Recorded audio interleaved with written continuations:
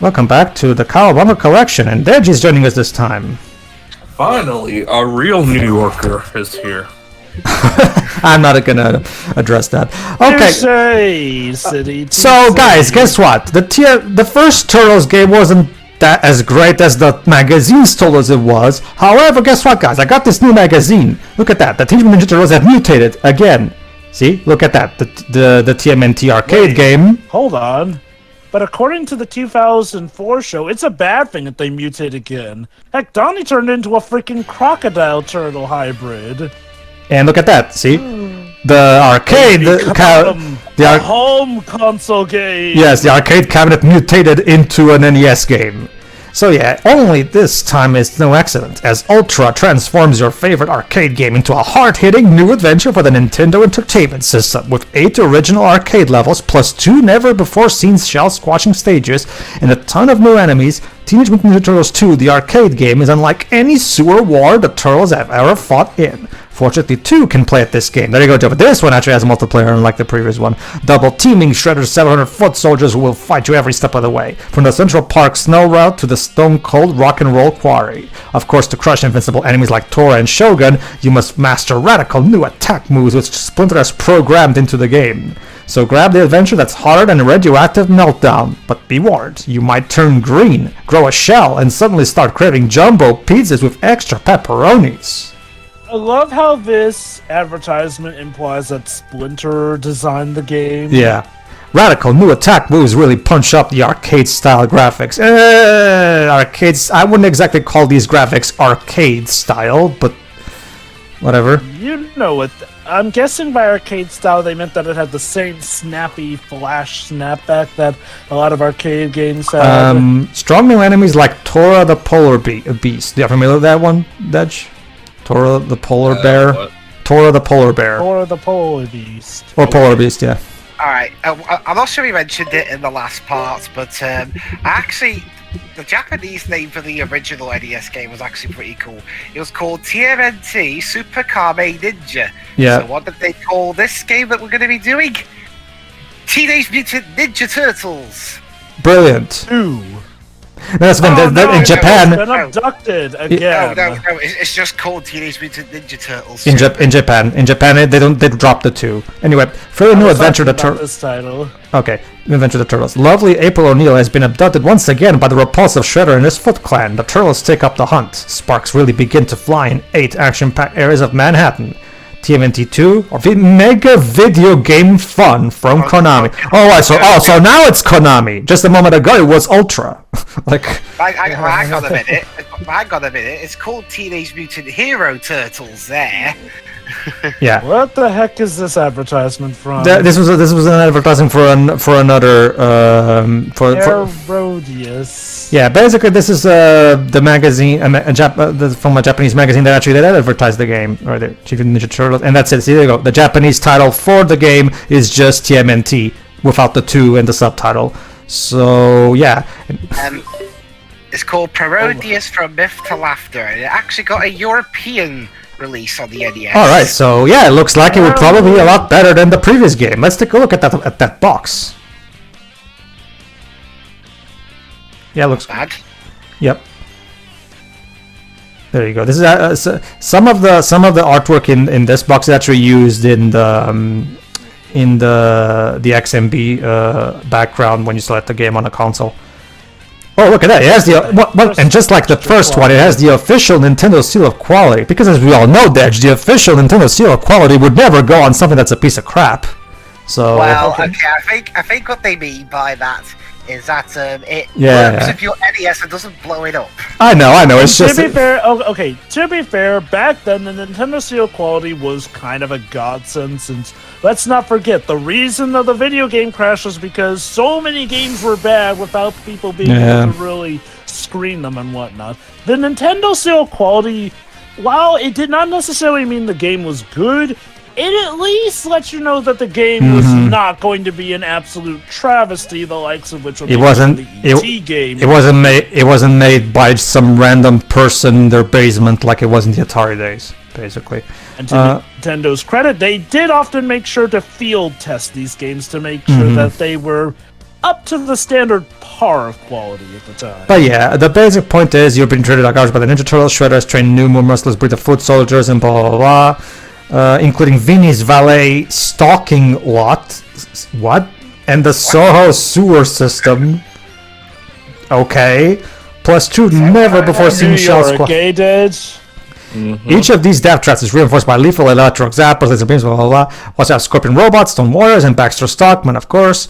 Shredder has also hired the all-powerful Tora and Shogun, 2 alien bounty hunters who have never known defeat.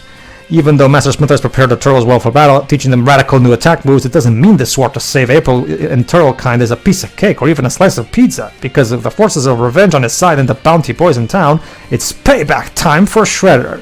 By the way, this game features simultaneous play for 2 players, or you can play against the Nintendo Entertainment System. So, wait a minute. Soho sewer system? I didn't know we were in London. Hey Dads, believe it or not, in the first game, we literally drove a tank through Wall Street and caused wanton destruction. Yeah, I remember that part from the comics or the cartoon where the Turtles went in the turtle van blowing shit up in town. Again, specifically Wall Street. Yeah. Where all the money is made. Alright, oh, never mind. For some reason, I'm showing. Okay, hold on. Let me see. Well, yeah, there you go. See, it was also the Nintendo's digital quality. But yeah, this is me just still trying to do the whole joke with the seal of quality thing. But don't worry, Dwiz. I know exactly what the seal of quality is actually supposed to mean. I was just making more because it's because it's fun to think about that. Like anyway. All right. So let's. Okay. So we have both the Japanese manual and the U.S. manual. All right. Let's take a look at that U.S. manual real quick. Teenage Mutant Ninja Turtles, or Hero Turtles if you're a Brit. I don't suppose you're going to try. Do they still call it that in England, or did they just? No. We dropped that in the late 90s. Okay. Probably for the best. So how was the theme song? Now, basically, Deji, all we did was that we took the original song and the guys who sung it sung the exact same lyrics. They just replaced the word ninja with hero. Yep. What? Oh, okay. Oh, and and even better, you know when the original 80s show got to the dark Red Sky seasons, and when they replaced the intro with a more darker one. Yeah. In the UK, the intro was exactly the same as the original one. So yeah, that tracks. Also, those sentences. Even though this is a Japanese, they actually do have some of some stuff here. I'm invincible. There it is. Fire. Ha ha ha. Who put the lights out? What? God, find the techno drone. Japan loves speaking English. UK calling it Teenage Mutant Hero Turtles, or Canada calling Transformers Beast Wars Beasties. The Bounty Boys are here. Welcome to the crime-infested boroughs of New York, where one wrong look at the right person can be your last. Is that correct? Is that true, Dej? Maybe. I mean, if you go to the Bronx, then yes. But the Turtles sleep... I live in New York. I just don't live in the city like Dej. But the Turtles sleep contentedly. But they've made Manhattan a safer place for all, especially since they've sent Shredder to the local landfill. Or so they think. Oh, nice reference to the first movie. Nice. Well, dreams of pepperoni pizzas dance through their heads. The Turtles' worst nightmares blast into Earth's atmosphere. The 2 intergalactic bounty hunters have been attracted by the price that Shredder has placed on the half-shell heroes' heads. Shredder's alive and looking for payback. Although the Turtles toss Shredder into the metal jaws of a garbage truck, his titanium battle helmet prevented his maniacal mind from being... Yeah, that's another thing. Despite this being supposedly the 2 to the first game that we did, the story is, according to this manual, is apparently a sequel to the first live-action movie? Weird. If I recall correctly, was it implied that the first game was a tie-in to the movie? No. At all. Hold on, but I thought Shredder in that one had... Oh, wait, no. No, that... Okay. Well, yeah. Shredder's design in the first game, wasn't that akin to the movie? Akin to the comics, which the first movie was more based on the comics than the cartoon. So, but it's more so the fact that the first game was more based on the comics than the cartoon. But then when we got to this game, that's when because of the complaints, it wasn't enough like the cartoon. They fixed that for this game and all the games after this, basically. So of course they based it off of the movie. Maybe the Japanese manual says a different story.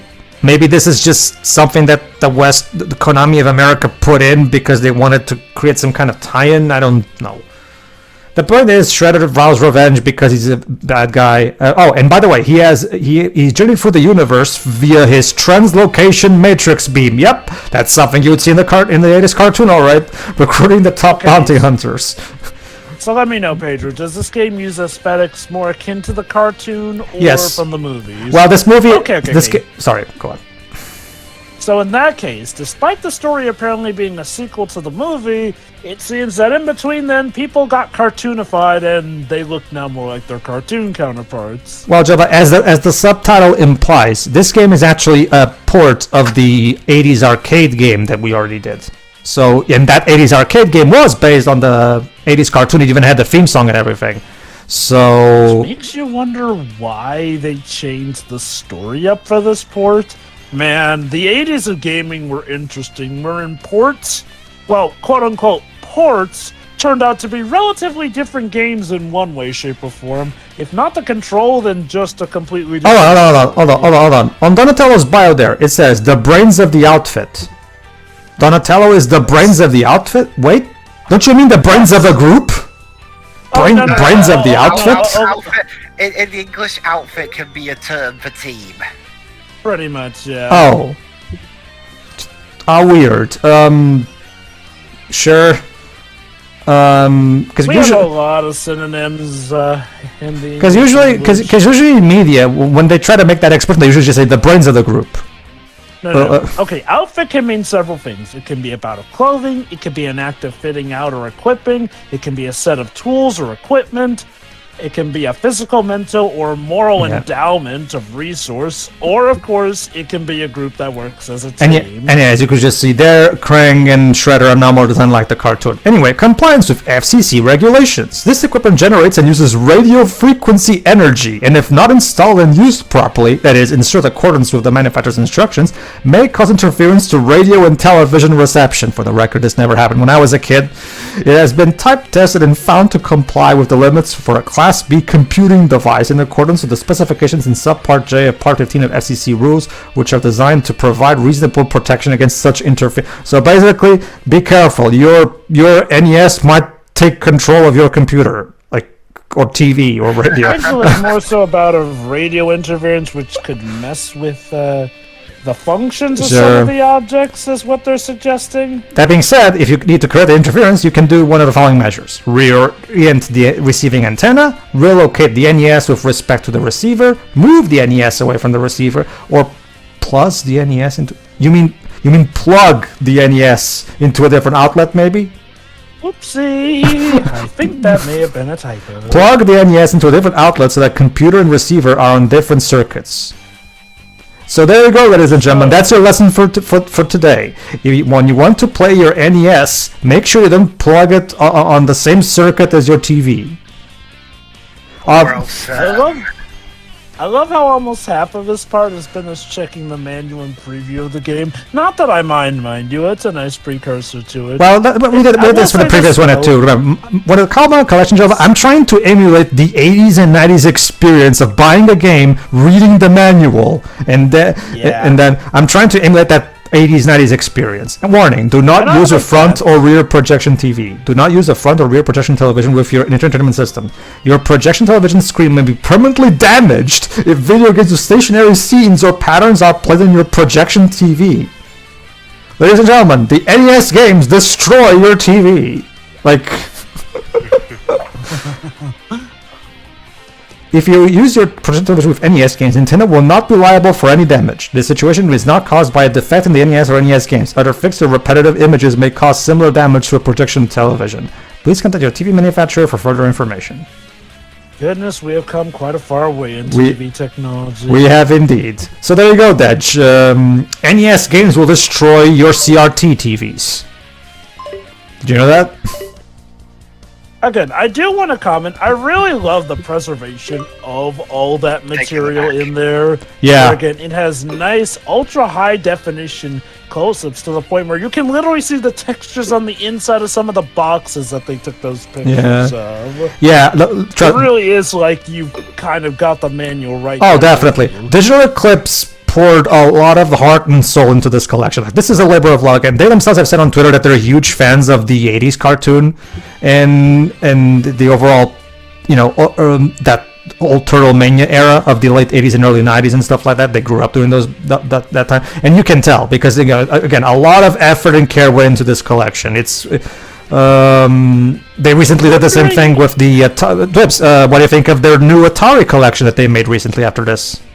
I think it's pretty good. Basically, half the game, half the compilation, the games obviously have such classics like the ones on the on the older systems, but you've also got a few Jaguar ones like Cybermorph. But the other half is basically a massive documentary on the history of Atari, and they don't just highlight their best bits. They also go into depth on their lower parts, like the video game crash of '83. Yeah, like Digital Eclipse is one of the big authorities right now in terms of video game collections. Like they make so much great work. But I wonder if they received these materials from Konami themselves, or if they had to go out and collect them themselves. They actually talked about it. They talked to Konami, and whatever our Konami still had archived in there, they were given access. And they also went out of their way to also hunt down anything that could potentially not that they bothered to get those magazines and stuff, because these magazines are still out there. Some people have archived them, or maybe they just, again, you can tell a lot of effort went into this. I appreciate though how everything that they had was at least it looked like it was in mint condition. They probably tried their best to find the best condition copies of the manuals and magazines they could possibly find, which again is something that is incredibly cool, and I really wish to me this should be the base standard for collections of old games like this. Like the Disney Afternoon collection, I believe. Remember, it's kind of like how Sonic Jam and Sonic Mega Collection and Sonic Gems Collection. Those games also had the manuals, because one of the things that really disappointed me with Sonic Origins was how they didn't include the manuals of the games. And it's just like, come on, that was weird. That was always something that the Sonic Collections has always had. Like, come on, guys. But whatever. You know what else I love is when some things go above and beyond and bring in all new footage or behind the scenes stuff. Case in point, the Lion King and Aladdin collection, which was Jova. The Jungle Book, was it? Yeah, and Jova, and that collection was also done by Digital Eclipse. Right, that was Digital Eclipse. Yes. Well, yeah, no, they're definitely the golden standard with these types of collections. Oh no, in recent years they've been absolutely killing it with so many cool collections that are full of cool extras and history. But yeah. How's this for a starting level? We literally are in a burning building. Remember, if you remember when we did the original arcade game, this is the original level that has the fire on the foreground and the background and everything. So as you can see, it's a straightforward port so far. That being said, yeah, obviously this is when you're playing on the Commodore Collection, this is more of a curiosity than anything, because there's not really any reason to play this over the original arcade game. Now but Pedro, what about the 2 new levels that they added? They're fine, as you're going to be able to see, but I will still say they're not exactly. It doesn't really do enough to really make this, in my opinion, at least, something that's lives up to the original games. But that being said, again, you have to also think about. Sorry, go on. They remind me, the original arcade game, that was the original TMNT game, right? Yes, the one that starts with Teenage Mutant, yeah, with the actual song. So, in that regard then, anyone finds it weird that, the port is called Turtles 2, the arcade game? That's because, Jova, it's NES-wise, it's supposed to be the follow-up to the game we already did, to the other NES game. See, the thing is, Jova, let me explain. Back when the original NES game came out, it was poorly received. It sold well, but it was poorly received because kids all over. Okay, you've seen the AV Gen review, I'm guessing, right? His reaction is basically the exact same all 80s kids had. Why are we fighting all these enemies? Where's Baxter Stockman? Where's all the other characters that I recognize from the show? Where's the theme song? You know, stuff like that, right? The game because that first game was more based on the comics rather than the cartoon. However, Konami took note of this, and by the time they made this game, okay, let's just port the arcade game, because at the same time that game came out, the arcade game also came out, and the arcade game was immensely popular. Trust me, like back in the 80s, it was one of the big arcade hits of the late 80s. So yeah, Konami did what, okay, you know what, fuck it, just port the arcade game to the NES. So yeah, obviously by the standards of 1989, this was a really cool thing because, you know, obviously this was before arcades. You know, nowadays you can, if you have enough money, you can even buy a full-blown arcade cabinet. But back in the 80s, that wasn't really an option unless you happened to convince the owner of the arcade cabinet, like, for whatever reason. So at the time, having this as an NES version was a really cool thing because it was basically the next best thing. And as you can see, yeah, it was... Recap. Sorry, go on. No, go on. So just to recap, the first game we did, that was the original NES game, correct? Yeah, and this is its follow-up, which is what they call it 2, even though technically it's not related to that game whatsoever. You figure that one out, Jova. God, like I said, 80s gaming community. Granted, a lot of stuff was different, though. Man, I really do wonder how companies got their feedback back then, like... people wrote into them, or Yeah. called their hotline. Yeah. yeah, the hotlines. Okay. Hey, April! Yeah, April. Yeah, this is gonna be a reoccurring thing because of the popularity of the original arcade game, Konami basically made an entire slew of scrolling beat 'em ups with the turtles, and again, that's what Shredder's Revenge is an homage to. A return to that to these original slew of games. Oh, Is it weird, though, given how the art style of this game, granted for obvious reasons, looks different from the art style of the first NES game? But again, this was apparently marketed kinda as a sequel, so... Okay, how was the port received overall? Like, I know the arcade game got very well reception, but... It was very well received. It was very well received. I mean, obviously it's still inferior, but for the standards of the time, yeah, this is pretty much the best possible port you could have gotten, unless from maybe if they ported it to the Super Nintendo. They did port the Turtles in Time to the Super Nintendo, but they didn't port the original arcade game. That being said, yeah, for 1990, this was definitely the best port you possibly. Oh, hey Shredder. He just jumped out the window with her. Yep. Goodbye, Tato. Scene 2. Alright, so let's save. And if I remember correctly, do I check the is this where I no, not yet. We'll check the strategy guide later. Come on, after that Shredder ban. Alright. As for the whole 2 thing, I don't know. I guess their thought process was, well, it's the second Turtles game on the NES, so call it Teenage Ninja Turtles 2, even though it's in no way related to that first game. This reminds me of the Bravely Second, Bravely Default 2 debacle. Yeah. Seriously, what was wrong with Bravely Third? I don't know, Jover. I can't wait for Bravely Third the Second. No. Bravely Second 2. That's gonna be the next game.